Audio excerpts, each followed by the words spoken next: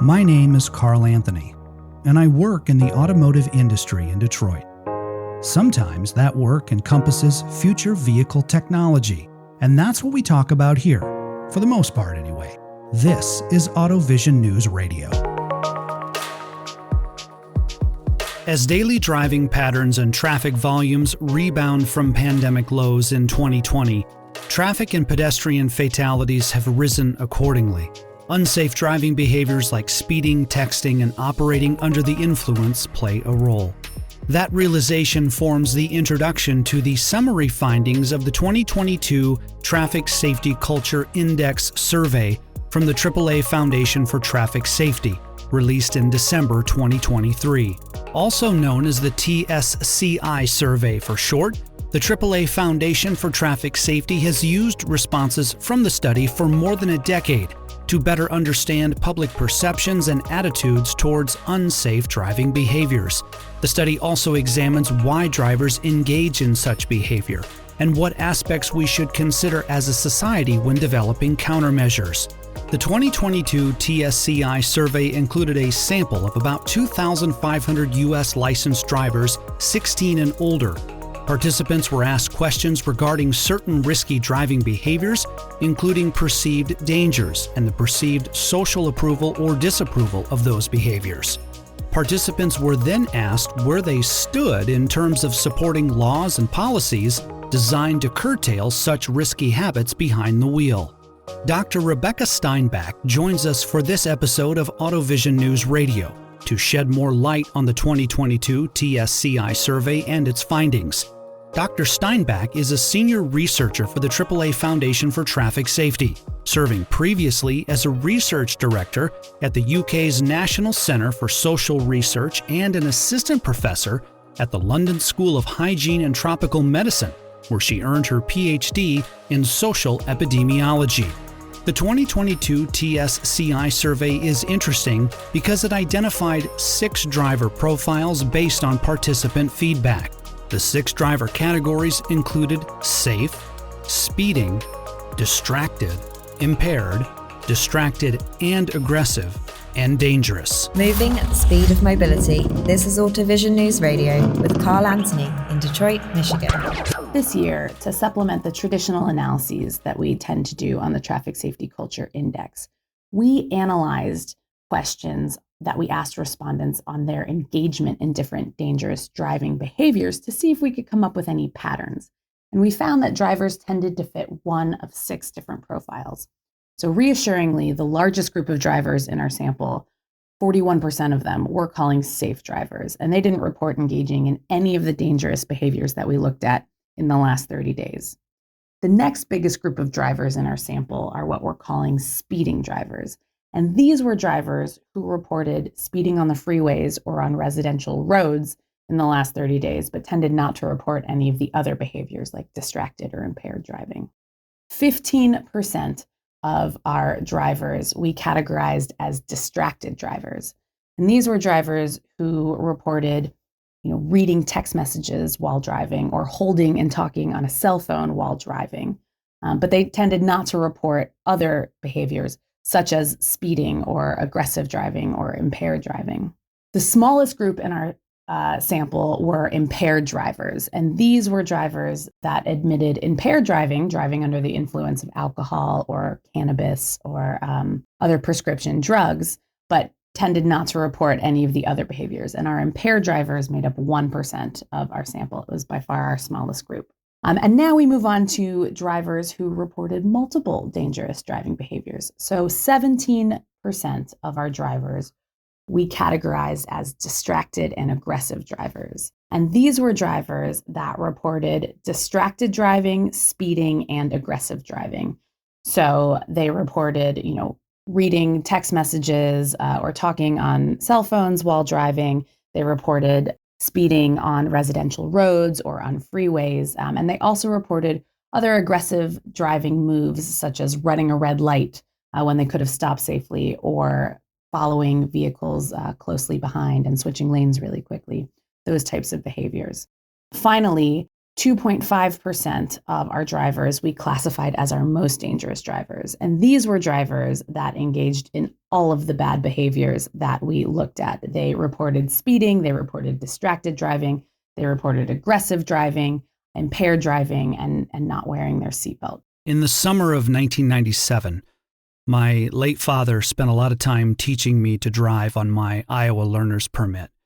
That December, I would turn 16, and my dad, he wanted me to be ready not just for my Iowa driver's license test, but he wanted me to be familiar with the roads around northwest Iowa for when I was driving on my own, and in particular, the 2-lane highways. So Dad spent a lot of time covering things like double yellow lines and only passing when I was on a flat stretch away from rolling hills. That area in northwest Iowa, there are a lot of hills on those 2-lane highways, makes them very dangerous. So he would encourage me to only pass when I knew it was absolutely safe. But otherwise, he basically told me to just hang back. And if you have to slow down and do even under the speed limit, to do it, because you would always read about accidents back in the day on those 2-lane highways in Iowa. All of those roads, from Highway 75 to Highway 3, they all had a 55 mile an hour speed limit. At the time, you didn't see 65 miles an hour until you went to Interstate 29. So that would be if you took off from where I live, you go through this tiny town, Akron, Iowa, and then Spink, South Dakota, and then there's Interstate 29. If you go north, it takes you to Sioux Falls. And that, in that time, back then, had a speed limit of 65. Now it's a speed limit of 80 miles an hour. Back in the late 90s, an 80 mile per hour speed limit was unfathomable. But as Dr. Steinbach noted, perceptions towards speeding have changed, and that change in view towards speeding was reflected in the 2022 TSCI survey. For me, the most interesting and alarming results from this study were on speeding. I found it really surprising. Overwhelmingly, Americans considered distracted and impaired driving to be dangerous activities that people close to them would not approve of, and they supported countermeasures to reduce these behaviors. But speeding was different. Less than half of drivers perceived speeding 15 miles an hour or more on the freeway as dangerous, and nearly half of drivers reported doing it in the past 30 days. Speeding had the lowest level of social disapproval of all the driving behaviors that we looked at, and measures to curb speeding, like automatic speed cameras, had the lowest levels of support of any of the countermeasures that we asked about. One of the biggest things my dad used to reiterate to me when he was teaching me to drive in 1997 was that even if you speed, you really don't gain all that much time. And my dad was a college professor. Even though he taught summer school, he only did so in the morning. And so in the summer of 97, he had the afternoons off, and him and I would take his old Chevy Silverado, regular cab truck, big, long 8-foot bed.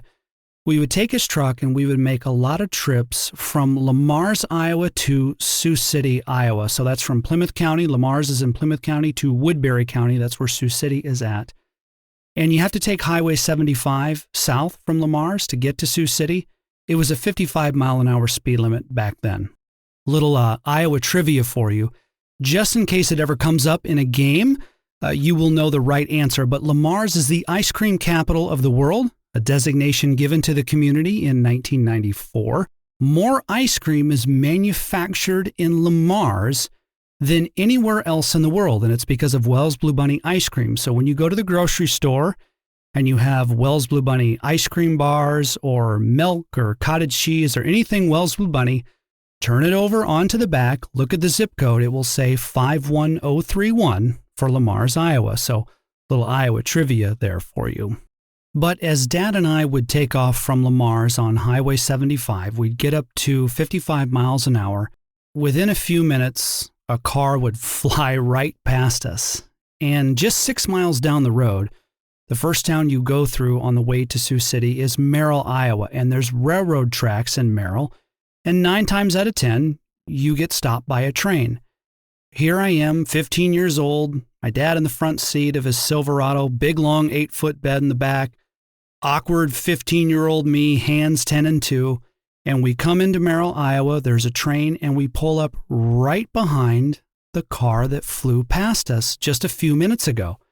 And my dad would lean over, behind his glasses, and he'd look at me and he'd go, "See, Carl, even if you speed, you really don't gain all that much time."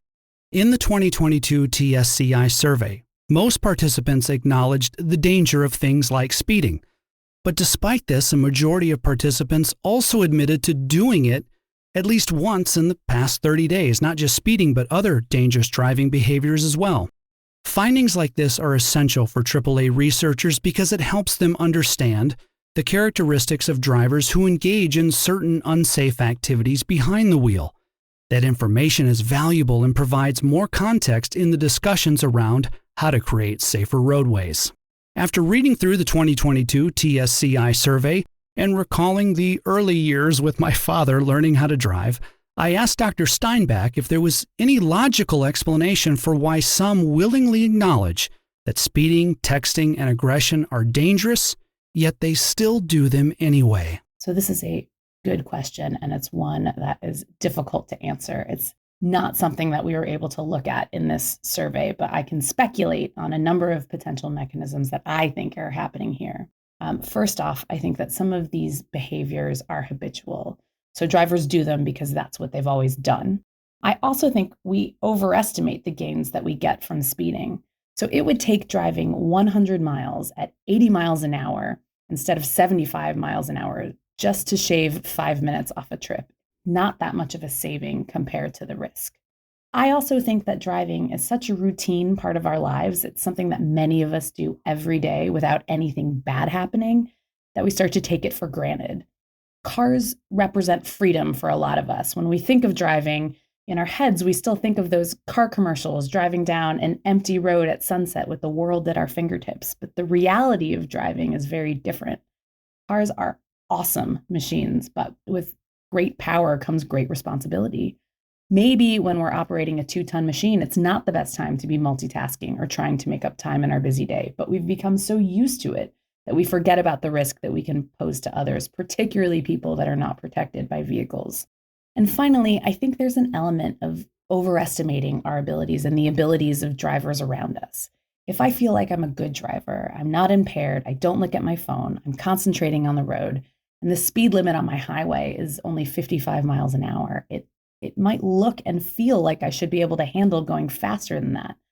What I think that drivers may not be taking into account is that their fellow drivers may not be driving so conscientiously. So looking at the results from our study, 41% of our drivers were safe drivers. 23% were speeding only drivers, but that still leaves 35% of drivers who are classified into a driving profile that involves impaired or distracted and aggressive driving behaviors. And that means that even if you're a good driver, apart from speeding sometimes, the car next to you may very well make a mistake. And the higher speeds that you're traveling are going to give you less time to react to situations. And that 15 miles an hour could mean the difference between a crash and a near miss. We also know that the biggest predictor of injury severity in a crash is the speed of impact. So in the event of a crash, the speed you're traveling could be the difference between life and death for you or for other people. Past research from the AAA Foundation for Traffic Safety has found a correlation between unsafe driving behaviors and what a loved one might think. Perhaps the greatest change we can make is encouraging the people we care about to drive safely, and then preaching that message to ourselves as well. If I could urge one action to ensure safer behavior behind the wheel, it would be self-awareness. Just be aware when you're driving. Know your bad habits and when they're likely to occur so that you can minimize temptations. If you know that you're going to be tempted to look at your phone while you're driving, put it on silent. Maybe sort out your music and your maps before you start the car. If you know that you're going to be tempted to speed because you are running late, then try to make sure that you leave enough time for your journey and expect that there's going to be congestion. In general, drive like you're trying to set a good example for any younger people who might be in the car. Respect just how powerful cars are. But awareness and improving driving behavior is only one part of the solution. People are human and they make mistakes, and they're always going to. And so we need to support changes that put safety first in the system that we travel in, and design systems that are more forgiving of people's mistakes. So this might mean engineering changes to road design and vehicle solutions which start to prioritize safety over speed. We can't accept that deaths are inevitably a part of traveling. We need to work towards cultivating an environment where it's safe for all people to move around. To learn more about the 2022 Traffic Safety Culture Index from the AAA Foundation for Traffic Safety, see the links in the show notes. AutoVision News Radio is available on Spotify, Apple Podcasts, Podbean, and more. Reporting in Detroit alongside Rebecca Steinbach, I'm Carl Anthony, AutoVision News Radio.